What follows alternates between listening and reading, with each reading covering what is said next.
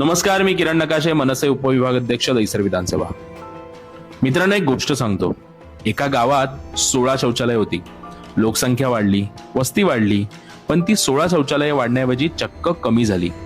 आज तिथे फक्त 6 शौचालय उरली आहेत. मग प्रश्न पडतो की बाकीची 10 शौचालय जमिनीने गिळली की विकासाच्या नावाखाली कोणीतरी ती चोरली? प्रकरण आहे आपल्या दहिसर विधानसभेतल्या एकसर गावातलं. खाली या शौचालयांची अवस्था बघितली तर नरक सुद्धा लाजेल. घाण, दुर्गंधी आणि बरंच काही.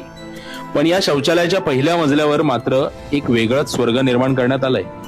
जिथे खाली लोकांना वापरायला धड पाणी नाही, तिथे वरच्या माळ्यावर चक्क 2-2 एअर कंडिशन एसी दिमाखात लावलेत. आता तुम्ही म्हणाल, शौचालयात एसी कशासाठी? तर याचं उत्तर या ताळं लावलेल्या दरवाजा मागे दडलंय. ज्या वास्तूला महिला उद्योग भवन असं गोंडस नाव दिलंय, त्याच्या या तुटलेल्या खिडकीतून आत पाहिलं तर समोर येतं एक भयानक वास्तव. तिथे महिलांचे उद्योग चालत नाहीत, तर तिथे एका राजकीय पक्षाचं गोडाऊन थाटलंय. झेंडे, बॅनर, फ्लेक्स आणि नेत्यांचे कटआउट्स ठेवलेत. कदाचित या सामानाला थंडावा देण्यासाठी जनतेच्या पैशातून तो एसी चालवला जातोय.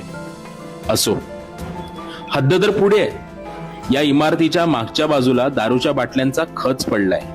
म्हणजे रात्रीच्या वेळी इथे काय चालतं याचा विचारच न केलेला बरा. आमदार निधीतून ही वास्तू उभारली राहिली असं सांगितलं जातं. हा आमदार निधी आमदारांनी त्यांच्या घरातून आणलाय का? हा तुमचा सर्वसामान्यांच्या रक्ताचं पाणी करून भरलेला टॅक्स आहे. जनतेच्या पैशातून स्वतःची खाजगी जहागीर चालवण्याचा हा प्रकार संतापजनक नाही आहे का? 5 वर्षांसाठी लोक निवडून येतात आणि स्वतःचे मोठे फोटो लावून 5-5 वर्ष जनतेच्या जागेवर आपला प्रचार करतात. पालिकेची ही जागा भाजपचं ऑफिस कधीपासून झाली? पालिकेचं प्रशासन डोळे मिटून कोणाची लाचारी करतंय? आता खूप झालं. आम्ही पुढचे 72 तास देतोय.